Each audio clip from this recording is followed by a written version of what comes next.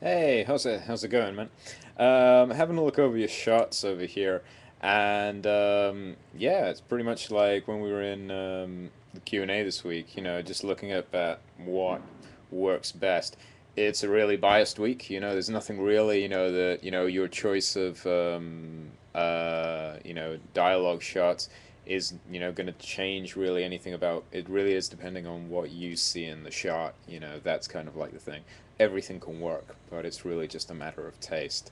So I think number one, it's one of the things that Black Swan's such a recent movie that it's one of those things. It's something that's very fresh in people's mind. It doesn't necessarily mean that we have to go completely for old stuff, but it's just one of those things that you want to be aware of, and giving yourself the best chance. It's not that you want to make something that's obscure, but you do want to have something that's not very fresh in people's minds. So I wouldn't use catchphrases. I wouldn't use anything that would be, just too recent, unless it was something like, if it's something like a blockbuster or something that a lot of people might have seen. It's a dangerous area, I think, to go into. Um, Clip number two is brilliant. I love it. I think it's a really, really, really strong one as well, because there's so many changes there. I think that shot number three is funny. Profanity wise, I'd be careful as well, the same as with clip number one, because it's just one of those things you never really know who you're going to run into when you're showing your demo reel around. I think most people are cool about stuff like that, but you never really know. Who knows? Why take the risk sometimes? But anyway, but the thing about shot number three specifically, like I prefer the profanity in shot number one because it builds up. The fuck that he puts in the actual sentence. It's just like it's a tough fucking job. You can see that in the context. This one is, it's different because it's like when he's saying, "I don't want to see any of your bitches hanging around." It's just one of those things of what are you going to be showing at that point, to get the idea that he's angry. Because if he's like just talking on the phone, it's not revealing. And besides, the other phone's going to ring, you pick something up. It's one of those things that I only pick the phone up to get the idea of, you don't want to be talking about something that's completely off camera in the sense of you want to see if somebody's angry about something, you want to see in the shot, in the staging, why they're angry, what they're angry about, and that is what leads the idea to the shot. And then with the phone, he doesn't say anything too interesting. It's nice the change of tone. It's like, oh, and he goes into something else, but it's not that interesting what he actually says. So I think that that's kind of like it would take me away from shot number three as well. I'm sorry, I'm going to listen to shot four.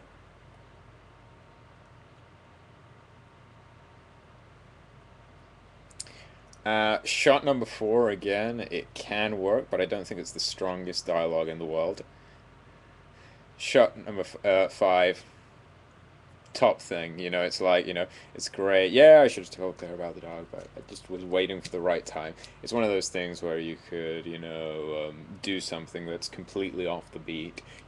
It could be that the dog is hyper intelligent and it's writing maths and equations in the background or something like that. Or it doesn't necessarily have to be that the dog is dead, which is what you evidently expect right at the beginning. It could be the dog is tremendously fat because you've been overfeeding it. It could be that the dog has, learned how to pilot a plane, or the dog can, I don't know, the dog is amazingly scared. It's a huge kind of like pit bull Rottweiler type of thing, and it's just completely freaked out. And it's like, yeah, I should have told her about the dog, but this. So it's one of those things of play against people's expectations in the shots and show things. So that dog, whatever's happened to it, it's got to be in shot, and you've got to see to it so you can actually identify what's actually going on with it, right?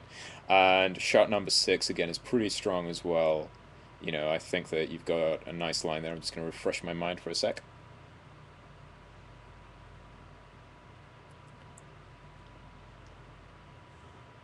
Yeah. Again, six is one thing that can work. You need to hear the truth. But what is the truth? And again, it's that idea of, I think, staging and putting things, kind of like clearly. I really think that, at least the way that I'm trying to approach, the assignment this week, and again, this is entirely my view on it, is really almost like making it a little snippet. It almost has to be like a visual joke that you see in the paper where it's like, it's one vignette and in that vignette has to be all the information, you know, that you need to actually get that joke to be funny. Because later on, you can put more stuff into, you know, these little scenes, and more importantly, it's still about that idea of visual communication and visual clarity, especially in getting those ideas that you want to have everything that you present in stage be strong. So you want the physical business that the character's doing to be very, very, very strong. You want to cut the dialogue, it works. You want to see one single still frame, it has to work. And then when you put the face on it, and when you put the lip sync and everything else, it just adds and adds and adds and adds. And that's really the sensation I think that, you know, you really want to put into this monologue to an extent. But again, that's my crazy idea of it. I'm pretty sure everyone agrees it. But doing funny stuff or interesting stuff just ends up being bloody hard. So let's give it our best shot, man. But I'm sure you'll come up with something great. Let me see some reference soon, man. And yeah, let's keep working on this. Take care, dude. See ya. And if I